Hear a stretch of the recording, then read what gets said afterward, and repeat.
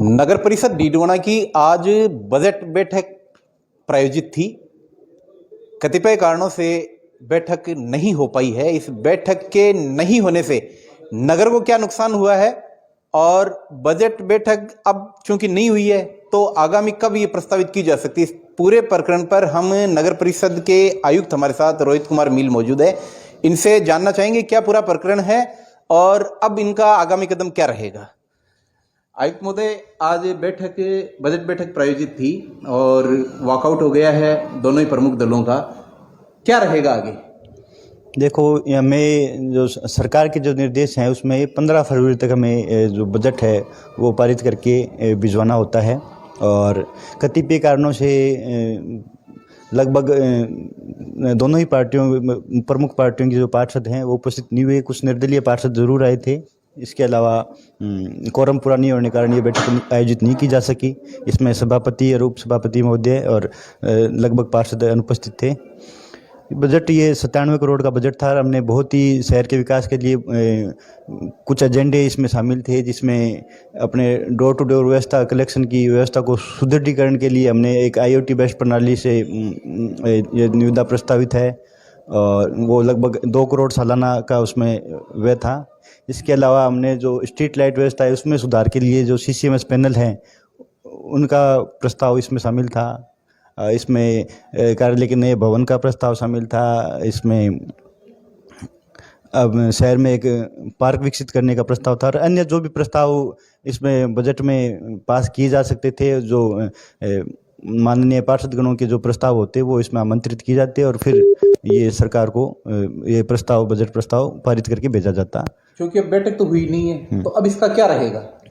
ये इसके पश्चात में अगर ये पास नहीं होता तो स्थानीय मुद्दे गहराई से ये चीज़ें उठे नहीं और वो फर्क पड़ सकता है। बाकी जो बजट है वो सरकार के स्तर पर पारित हो जाएगा।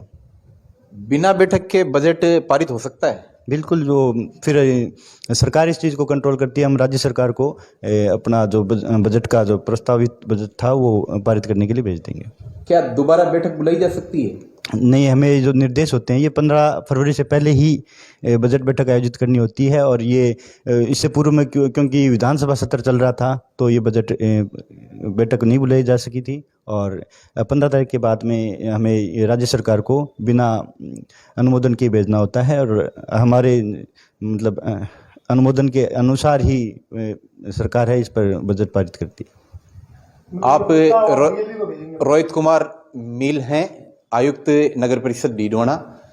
आपका कहना है कि बैठक कतिपय कारणों से जो है आज रद्द हो गई है, लेकिन जो 97 करोड़ का बजट इन्होंने प्रायोजित किया है ये बजट की कॉपी राज्य सरकार को भिजवाई जाएगी। राज्य सरकार अपने स्तर पर इस बजट को पास करती है या फेल करती है ये तो बाद में देखने लायक बात है, लेकिन नगर ने जिन पार्षदों को नगर विकास के लिए चुन करके भेजा है और उनका राजनीतिक कारणों से ऐसी बैठक में नहीं आना कहीं ना कहीं एक बड़ा सवाल जो है वो नगर के सामने छोड़ करके चला गया है। बजट बैठक जो है वो कैंसिल हो गई है, रद्द हो गई है और नगर परिषद डीडवाना के आयुक्त ने जो कारण बताए हैं वो एक तरफ है, दूसरी तरफ आज पार्षदगण हमारे बीच में मौजूद है। हम इनसे जानना चाहेंगे कि क्या मौजूद इस पूरे मामले का रहा और किस तरीके से इन लोगों ने वॉकआउट किया है। हमारे साथ उमेद खान जी वरिष्ठ पार्षद मौजूद है, इनसे जानना चाहेंगे क्या है पूरा प्रकरण। प्रकरण ये सर 13/2/2023 को जो पूर्व बजट मीटिंग की गई थी उसके अंदर ये भयंकर विरोध हुआ था मीटिंग का कि पार्षद सुनी नहीं जा रही है, ना एजेंडा रखा जा रहा है। वहाँ पे श्रीमान आयुक्त महोदय ने आश्वासन दिया था कि हफ्ते भर में 10 दिन की मीटिंग दोबारा रख ली जाएगी, लेकिन बराबर 12 महीने हो गए हैं, कोई मीटिंग नहीं है, ना पार्षद सुनी जाती है। उसके बाद में सभी 22 में लिख के दिया कि विकास के मैटर के अंदर थोड़ा मीटिंग रखी जाए, लेकिन आयुक्त महोदय मीटिंग रखी गई। उसके बाद फिर इन्हें मीटिंग रखी गई जो बजट की रखी है, बजट दूर चर्चा होती नहीं है। तो सभी मेम्बरों ने यह कि पहले हमारे विकास के बारे में शहर की एजेंडा रखे जाए, वो मीटिंग रखी जाए, उसके बाद के बजट मीटिंग रखी जाए। इस बात आप उमेद खान जी आप बता रहे हैं कि पूर्व में एक साल पहले जो 13 फरवरी 2023 को जो मीटिंग हुई थी उस मीटिंग के अंदर एक हफ्ते का आश्वासन, 10 दिन का जो आश्वासन दिया गया था, उसके बाद भी कोई मीटिंग नगर परिषद डीडवाना द्वारा आयोजित नहीं की गई, उसके कारण इन्होंने वॉकआउट किया। हमारे साथ में एक और गजेंद्र मोठ पार्षद मौजूद, इनसे भी जानना चाहेंगे। जैसे नगर पालिका में जो एक्ट है उसके हिसाब से एक साल के अंदर 5 मीटिंग होनी चाहिए, 6 मीटिंग बजट को जबकि 1 साल पहले मीटिंग हुई थी, वही बजट की हुई, और अभी भी बजट की मीटिंग है। 1 तारीख को हमने 21 पार्षदों ने लिख के दिया था कि हम इसके लिए हमें विशेष बैठक बुलाई जाए, और उसमें 7 दिन का टाइम में विशेष बैठक बुला सकते हैं, लेकिन वो नहीं बुला के केवल ये बजट की मीटिंग बुलाई। इसलिए ये अपनी ये हठधर्मिता दिखा रहे हैं कि भाई जनता के जो मुद्दे हैं वो सदन में नहीं आए।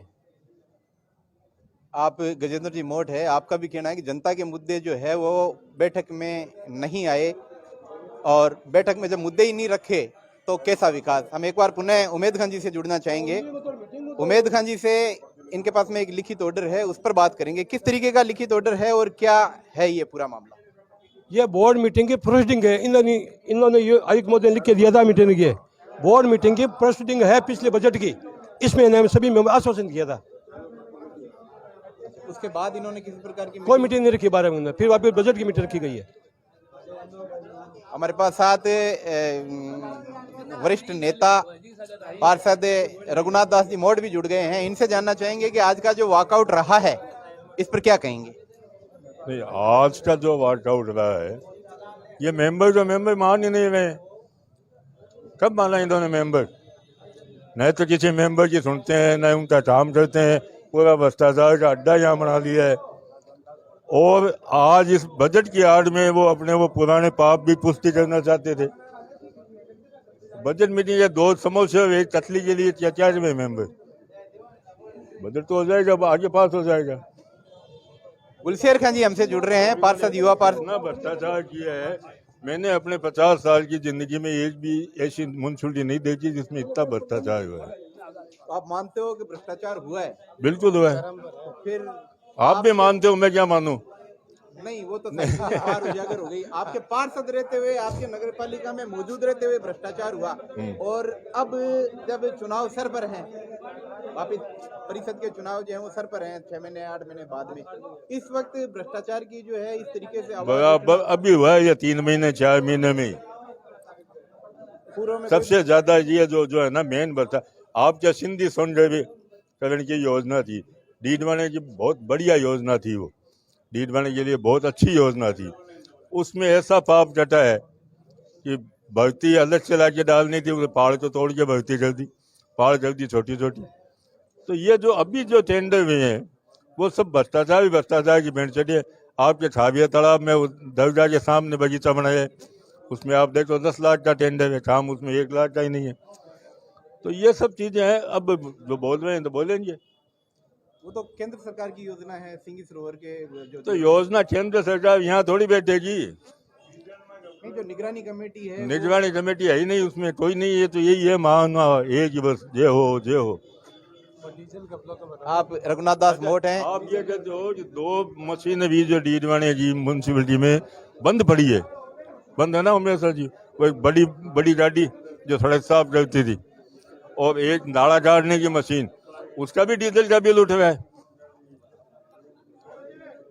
मतलब ये एक बड़ा सवाल अपने आप में कि 2 मशीनरी जो बंद पड़ी है उनके डीजल का जो पे है वो बन रहा है और उठ रहा है। तो ये कहीं ना कहीं एक विचारणीय सवाल है। हमारे साथ में गुलशेर खान युवा पार्षद हैं, आप निर्दलीय जीत करके आए थे। आपसे जानना चाहेंगे क्या है मामला?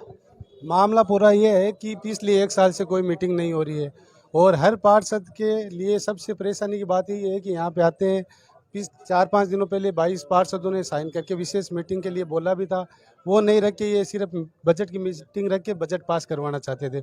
और इनको आम जनता से कोई मतलब है नहीं।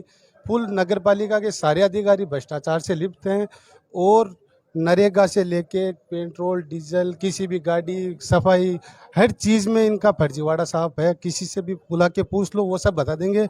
और सबसे बड़ी समस्या यह है यहाँ की कि जनता आती है यहाँ डीडवाना की अपने काम करवाने के लिए, यहाँ पे कोई अधिकारी मिलता ही नहीं है।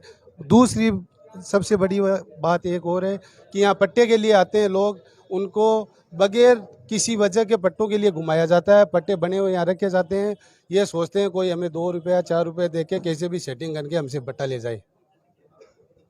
युवा पार्षद गुलशेर खान ने विस्तृत रूप से बताया कि किस तरीके का भ्रष्टाचार जो है वो नगरपालिका में व्याप्त है, क्योंकि कथित तौर से भ्रष्टाचार को लेकर के लंबे समय से मीडिया ने भी, चाहे वो पत्रावलियों के गायब होने का मामला हो, चाहे कचरा निस्तारण का मामला हो, चाहे नरेगा में पौधरोपण का मामला हो, ये मामले उठते रहे हैं। और अब चूंकि परिषद के जो चुनाव हैं वो 6 महीने 8 महीने बाद में सर पर है, लोकसभा के बाद में ये चुनाव होने हैं, और ऐसी स्थिति में सारे पार्षदों का एक साथ वॉकआउट करना नगर परिषद डीडवाना के लिए एक बहुत बड़ा सवाल छोड़ करके गया है।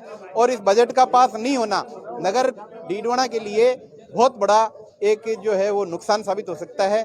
97 करोड़ का जो कथित तौर से बजट बताया जा रहा है वो अब किस रूप में हमें मिलेगा ये आने वाला वक्त ही बताएगा। एक बार हमारे साथ में वरिष्ठ पार्षद नासिर मॉडर्न भी जुड़ चुके हैं, इनसे भी जानेंगे कि आज का जो वॉकआउट रहा है उससे नगर को नुकसान कितना है और किस तरीके का भ्रष्टाचार नगरपालिका में रहा है।